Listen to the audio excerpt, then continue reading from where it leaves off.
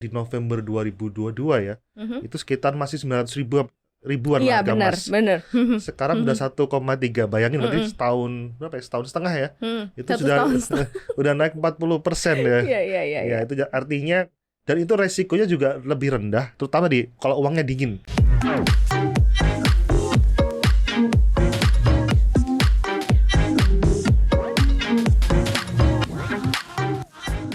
Hai Sobat Cuan, selamat datang di podcast Cuap Cuap Cuan. Apa kabar Sobat Cuan?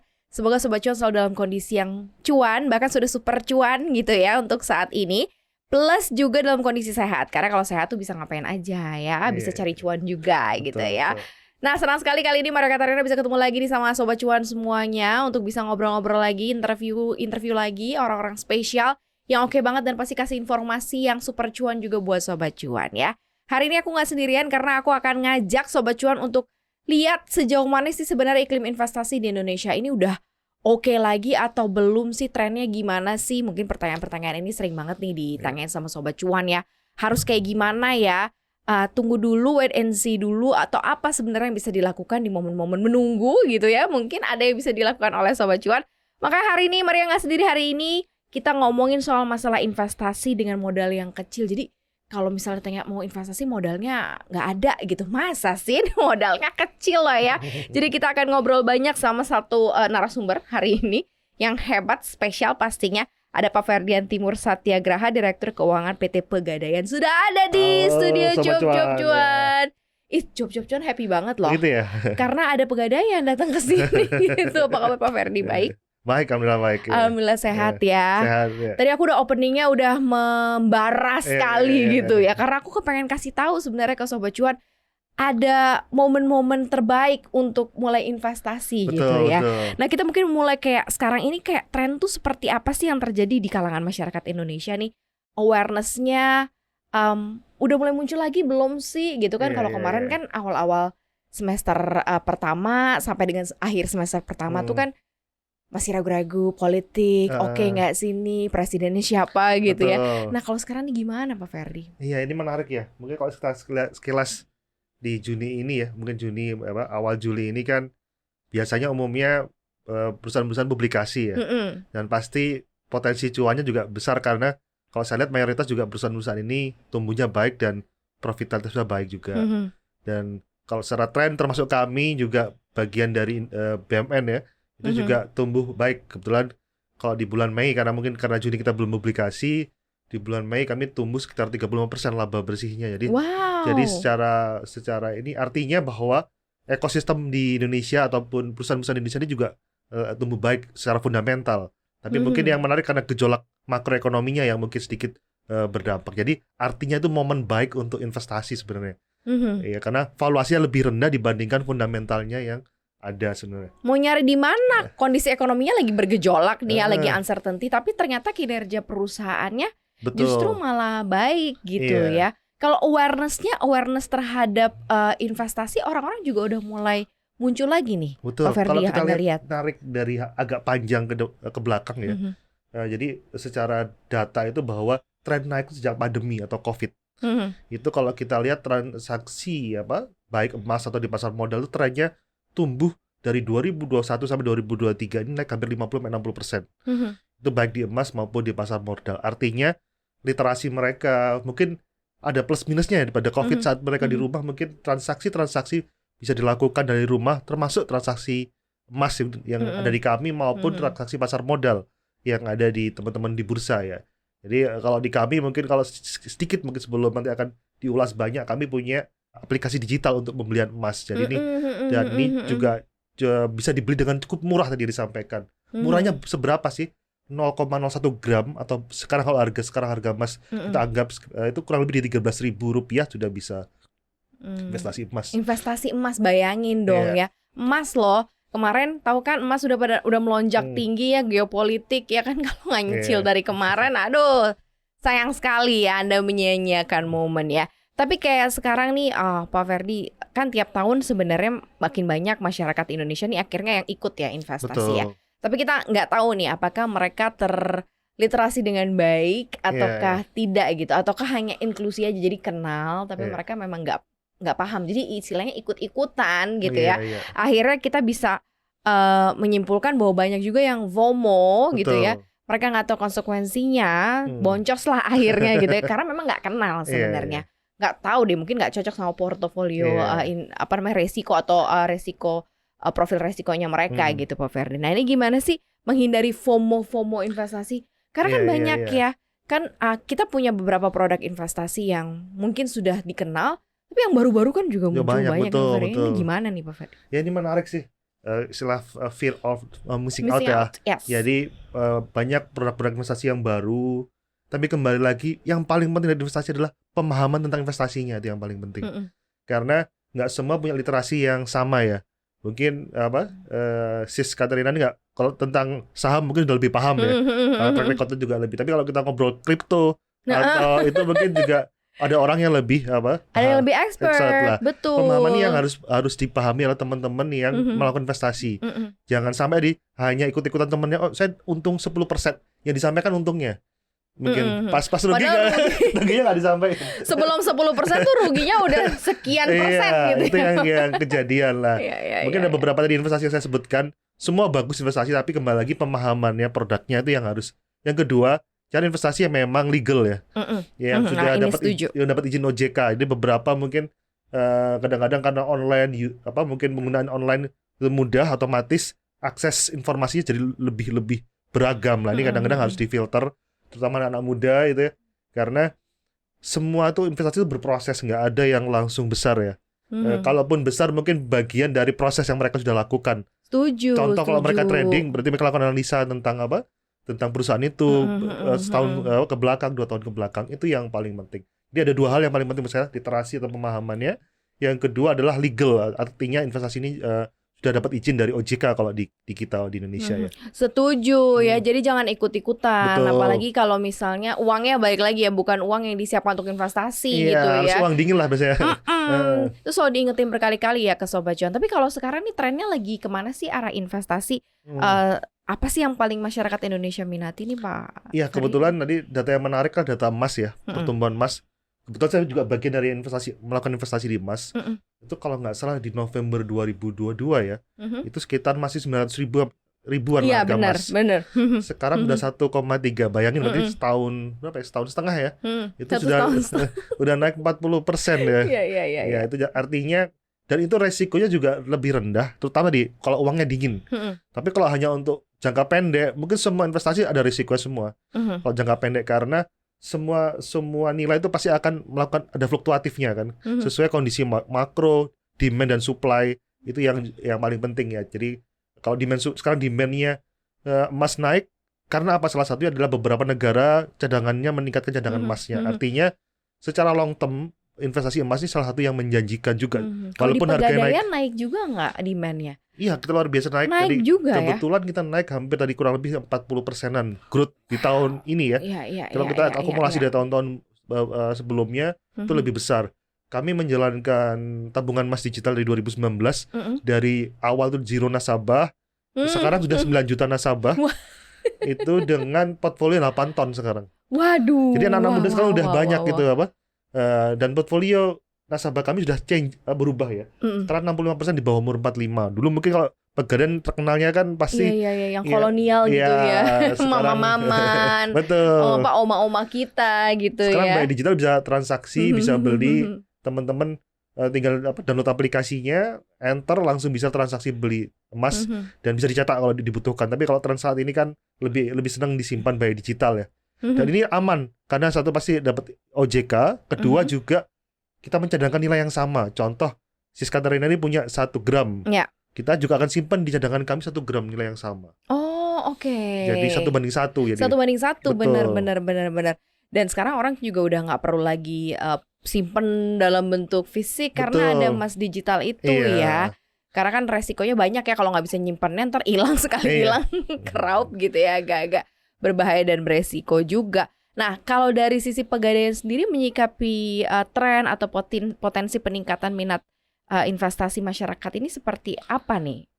Apakah terus sekarang udah dapat 8 ton ya? Iya, betul. Mungkin akan ada penambahan lagi gitu, boost to the record karena melihat bahwa trennya kayaknya akan panjang nih. tren emas sebagai safe haven, dan karena kondisi geopolitiknya belum juga cukup mereda, jadi kayak opportunity di situ lumayan gitu besar. Gimana tuh Pak Ferry? Yang pasti kalau yang kondisi sendiri kita punya produk-produk tadi ya, ada tabungan emas digital, kemudian juga ada cicilan emas. Jadi teman-teman bisa cicil emas, ada juga langsung bisa transaksi langsung lewat digital tadi, pembelian langsung. Yang baru lagi nanti yang kami lagi berproses di OJK ini ada namanya, kami lagi menyiapkan namanya bullion service ya.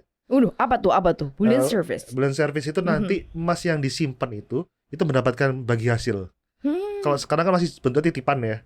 Nanti kalau udah dapat izin dari OJK itu bisa dapat bagi hasil, dan itu menarik karena kan dapat dua nilai ya. Satu kenaikan harga emasnya sama bagi hasil yang diperoleh di tiap tahunnya. Oke, enak banget berarti ya. Bukan hanya dapat keuntungan karena memang kenaikan harga emasnya secara global gitu. Betul. Ya. Tapi dari Pegadaian juga dapat yang namanya bagi hasil itu kalau ya. Yield lah kalau di bahasa yield, ada yieldnya gitu betul. Ya. Kok enak banget sih, jadi kepengen langsung buka ini ya. Aplikasinya. Tapi ini ngomongin soal masalah aplikasi sih Pak Ferdy.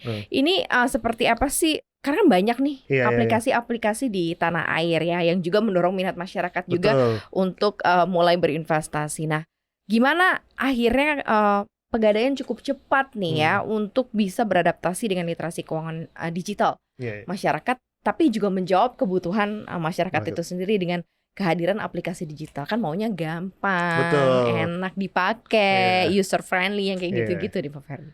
Ya, yang pasti kalau dari aplikasi sendiri pasti 24 hours ya, 24 jam. Terus yang menarik itu kalau mau menjual itu baik fisik maupun digital itu bisa dilakukan di cabang kami kalau yang fisik ya. Tapi yang digital bisa langsung transaksi by online. Tapi yang fisik kami juga bisa lakukan langsung buyback dengan yield ataupun selisih yang lebih menarik dibandingkan yang lain, mungkin hanya sekitar 2 atau 3%. Jadi kalau belinya seharga 1,3 mungkin jualnya mungkin di angka 1,26, 1,27. Jadi selisihnya nggak sebesar kalau jual di mungkin di institusi lain ataupun di toko emas lain-lainnya. Jadi itu menariknya juga, ekosistemnya itu yang cukup kuat ya. Tapi yang pasti secara aplikasinya kami cukup kuat, dalam arti 24 jam kita bisa transaksi di sana. Karena kalau di banking kan harus, kalau transaksi harus jam kerja kan. Tapi kalau aplikasi ini kita bisa transaksi by 24 hours yang bisa dilakukan. Kalau online transaksinya ya bisa 24 hours dan gitu masuk rekening ya. yang dimiliki Sis Katarina. Jadi kalau punya rekening di mana langsung otomatis hasil dari gadai ataupun hasil dari penjualan emas bisa langsung masuk ke rekening. Tapi kalau masih mau disimpan tetap bisa digadaikan, karena gadai bisa harian, bisa mingguan. Gitu. Jadi kalau masih tetap tumbuh, tapi dengan kita bisa butuh sebentar, mungkin seminggu atau 2 minggu kita bisa gunakan. Karena ada yang urgent nih gitu ya. Betul, kita lagi punya UMKM, kita punya bayar pegawai. Benar. Kalau jam 12 malam nggak ada uang cair, butuh sekitar di atas penarikan dari bank atau ATM, kita bisa langsung cairkan ke rekening gitu. Tapi pengen juga tetap pegang emasnya bisa digadaikan gitu ya. Wah, ini salah satu solusi yang solutif sekali ya Sobat Cuan ya, apalagi yang menjalankan banyak usaha. Tapi dengan banyaknya aplikasi-aplikasi digital, khususnya terkait mengenai layanan keuangan digital yang ada nih, strateginya Pegadaian untuk bisa berkompetisi di pasar itu nih seperti apa nih? Kami lihat kita penting untuk berkolaborasi ya. Jadi kami sudah berkolaborasi salah satu dengan holding kami, dengan BRI itu kami sudah masuk di Brimo-nya. Jadi bisa beli tabungan emasnya itu bisa di digital di Brimo. Dan ada beberapa bank juga kami sudah kerjasama. Itu juga bagian dari kami membangun ekosistem emas digital kami yang tidak hanya di ekosistem kami, tapi juga di seluruh ekosistem yang ada di Indonesia. Karena kami lihat sebenarnya harapan kami ini bagian dari bentuk literasi kami ke teman-teman muda, termasuk yang di sini Sobat Cuan ya. Jadi biar nggak salah investasi gitu ya. Karena kalau emas nilainya pasti minimal hedging ya, artinya di atas dari inflasi ya Pak. Jadi itu yang paling penting, sehingga teman-teman nih yang butuh, yang masih muda-muda, keluarga muda pingin buat sekolah anaknya ke depan, pingin sekolahkan anaknya mungkin di jenjang tertentu ataupun ke luar negeri ataupun nanti buat ini bisa digunakan sebagai salah satu alat untuk investasi yang jangka panjang. Hedging, terus kemudian bisa jadi salah satu pilihan gitu ya untuk bisa simpen dalam jangka panjang. Banyak kok story-storynya yang nutup KPR pakai emas gitu, yang dijualin yang udah disimpan dari zaman dulu.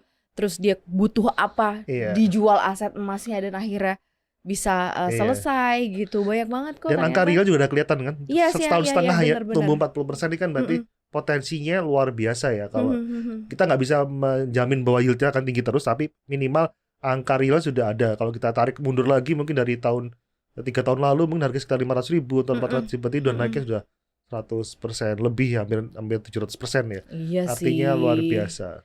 Itu mah jelas banget di depan mata ya. Betul. Nah, saat ini kan tidak semua masyarakat Indonesia sebenarnya memiliki income bulanan ya, atau fixed income ya. Misalnya kayak ada ibu rumah tangga mungkin dapat uang dari suaminya, terus kemudian UMKM atau pekerjaan non formal kita kan lumayan banyak juga nih Pak Ferdi ya. Nah, seperti apa sih solusi yang ditawarkan oleh Pegadaian? Mungkin mereka pengen mulai berinvestasi, ataukah ya nggak masalah, silakan investasi siapapun Anda gitu, apapun pekerjaan Anda, silakan investasi di Pegadaian. Seperti apa nih Pak Ferdi? Yang pasti kita bisa investasi dari 1 gram ya. 1 gram itu kan sekarang kurang lebih 1,3 atau 1,4 juta ya. Itu bisa dicicil dalam jangka waktu 6 bulan. Tahu disesuaikan dengan kemampuan masing-masing. Itu pentingnya ya. Saya ingatkan kembali, selain uang dingin juga sesuai kemampuan ya. Investasi itu penting. Karena jangan sampai tadi kalau uang yang digunakan sehari-hari dipakai untuk investasi itu jadi pas satu saat kita dibutuhkan itu kita nggak ngerti ya nilai valuasi apapun itu ya. Apapun itu termasuk emas atau apapun itu, mungkin saham juga sama ya. Itu juga pentingnya bahwa melakukan perencanaan keuangan sendiri. Jadi kemampuannya berapa itu bisa dilakukan, dan kami bisa membantu dengan memudahkan lewat cicilan emas. Jadi kalau harga 1 gram ini berat buat mereka untuk dibeli dalam 1 bulan, bisa dicicil nih dalam 6 bulan. Nanti kan kurang lebih bisa 200.000, 300.000 per bulan. Bisa ditarik lebih panjang lagi. Atau kemampuannya mungkin bisa, ada orang yang juga kemampuannya besar tapi pingin nggak semua langsung digunakan langsung karena ada kebutuhan lain, juga bisa dicicil dalam 1 kilo, bisa dicicil dalam jangka waktu setahun, lain-lain. Yang penting kembali lagi kemampuan dari masing-masing sobat cuan ini yang paling penting ya. Jadi sehingga bisa menata untuk tadi kami ada skim-skim dari cicilan emas, itu bagian dari skim untuk memudahkan untuk melakukan investasi di emas. Karena menurut aku kalau investasi itu memang basicnya harus disiplin dulu ya, Betul. Pak Ferdi ya. Jadi kalau kita membiasakan dengan sesuatu yang kecil gitu ya, dan kita lihat ada hasilnya, pasti nanti lama-lama diri kita sendiri berproses gitu loh untuk kayak nambah jumlahnya gitu nggak sih Pak Ferdi? Dan yang pasti kan biasanya tiap tahun kan punya goals secara finansial ya. Ya pasti dong, harus jadi dong. mungkin bisa goalsnya mulai dulu 10% investasi, naik di tahun kedua 20%, ini bisa disesuaikan kembali dengan goals investasi atau finansial dari sobat cuan sendiri ya. Wah, ini mah seru banget berarti kalau gitu sobat cuan, dan udah nggak ada alasan lagi sebenarnya ya untuk menunda-nunda investasi. Nah, kalau seandainya kita mau start nih, mulai nih ya sekarang investasi di Pegadaian nih, apa sih syarat-syaratnya nih Pak Ferdi untuk bisa ikut dan join gitu ya? Ada persyaratan khusus nggak sih? Terus kemudian apa yang harus dilakukan, prosesnya tuh gimana gitu? Nah, ini mungkin sobat cuan juga pengen nih dengar langsung dari Pak Ferdi. Yang pasti gampang ya. Yang pertama, kalau register lewat online tuh bisa otomatis lewat aplikasi. Tinggal nanti menyertakan dokumen kayak KTP lain-lain ke cabang terdekat. Jadi nggak usah ribet nyari yang jauh, tapi cabang terdekat dari rumahnya di mana tinggal di mana-mana lagi ya Pegadaian. Kita ada 4.000 loh ya, ada 4.000 benar. Jadi itu cukup mudah nanti. Tinggal proses itu, transaksi semua setelah itu akan dilakukan lewat online. Jadi kalau teman-teman yang senang mager, jadi dari rumah bisa transaksi ya. Oke. Jadi mudah banget ya. Betul. Tinggal istilahnya diproses melalui online, atau mungkin langsung datang ke kantor cabang Pegadaian terdekat gitu ya. Udah paling enak, udah paling gampang. Banyak loh ya Pegadaian di mana-mana ya gitu ya. Dekat rumah aku aja ada 2 kalau nggak salah ya. Nah, kalau misalnya Mas itu kan ini kita nyicil ya. Semua investasi kan pasti ada resikonya, baik yang high risk ya high returns gitu ya, low risk ya low returns. Nah, Mas ini seperti apa sih positioningnya? Jadi kalau kita melakukan nyicil, ada nggak sih resiko-resiko yang harus kita persiapkan nih dari awal nih, supaya kita tahu ini cocok nih sama profil resiko saya nih untuk investasi. Oke, go ahead. Gimana nih Pak Ferdi? Yang pasti goal objektifnya investasi dulu ya, yang paling penting. Objektifnya apa? Kalau objektifnya jangka pendek mungkin agak kurang relevan ya posisinya. Kalau menengah atau panjang tuh lebih pas, sehingga tadi saya sampaikan itu uangnya harus uang dingin. Jadi yang uang dialokasikan di tiap bulan. Dan kalau kita lihat tren kan pasti kalau dalam 12 bulan semua hampir sama, baik di saham atau investasi lain, pasti ada tren turun, pasti ada tren naik. Tapi secara majority pasti kalau ditarik garis lurus pasti tren naiknya lebih tinggi ya. Tapi kalau saya sampaikan tadi bahwa kalau bisa uangnya uang dingin dan uang yang dialokasikan sehingga resiko fluktuatif dari harga emas bisa dimitigasi. Dan kalau bisa dia agak long term berapa lama Pak? Minimal di 3 tahun atau 5 tahun ke atas. Itu jadi lebih baik untuk pengelolaan emas. Tapi kalau mau jangka lebih pendek juga bisa sih, tapi tadi ada resiko fluktuatif ya. Betul. Kalau yang fluktuatifnya naik nggak apa-apa, kayak sekarang fluktuatifnya naik kan posisinya. Tiba-tiba pas beli terus nggak lama naik gitu ya. Itu mah bisa-bisa aja terjadi. Nggak perlu harus punya koleksi yang udah bertahun-tahun, sebentar masuk langsung naik, itu mah bisa terjadi sebenarnya ya. Nah, ngomong-ngomong tentang opportunity atau kemungkinan dan bisa saja terjadi ya di setiap investasi. Kalau dari side of Ferdi, Anda ngeliat trennya akan seperti apa sih selama mungkin 5 years gitu, 5 tahun ke depan atau 10 tahun ke depan gitu, lebih panjang lagi instrumen ini. Kalau kita lihat sebenarnya dari makroekonominya kan beberapa negara dia meningkatkan cadangan emasnya. Artinya demand untuk emas akan naik terus nih. Berarti in the middle ataupun long termnya pasti demand emas akan naik. Artinya harga emas pasti trennya akan naik posisinya. Terus yang kedua, semakin tinggi literasi investasi tentang emas, otomatis lagi demand di domestik kan juga akan naik posisinya. Sehingga kalau kita lihat tadi ada tren kenaikan silan emas, transaksi emas yang cukup masif di tahun ini hampir 40%. Otomatis kalau produksinya hanya tumbuh 10-20% di Indonesia dan demand yang 40% naik, ini ada scarcity ya. Artinya mulai demand-nya lebih tinggi dibandingkan supply, artinya harga emas juga trennya akan naik. Jadi saya lihat itu salah satu peluang ya.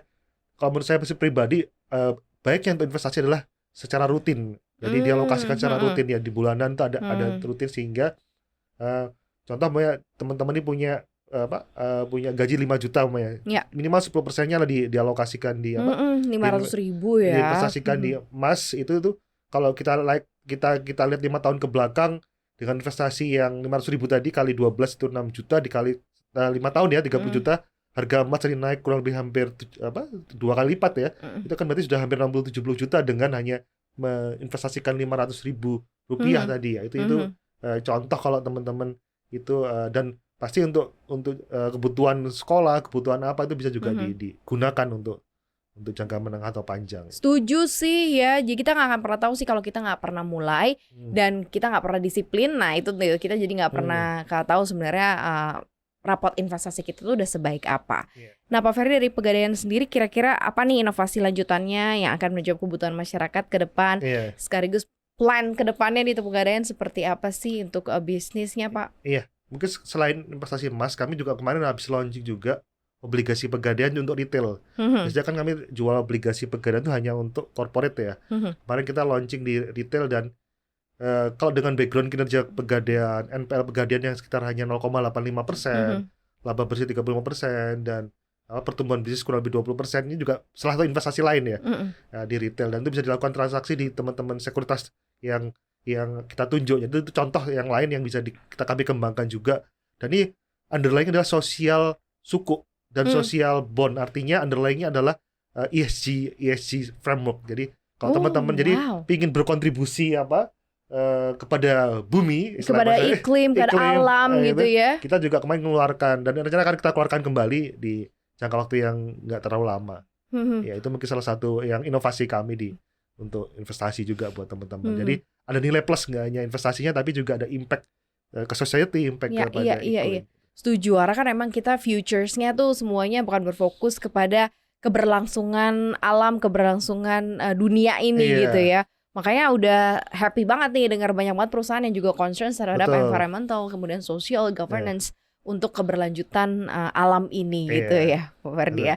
Ada pesan nggak buat Sobat Cuan kira-kira nih harus gimana nih? Yang pasti kalau investasi jadi uang dingin ya, itu yang pasti, dan disiplin bener, harus disiplin. Jadi disiplin dalam artian pahami yang diinvestasikan, terus kemudian tahu resiko dari yang investasi yang dilakukan.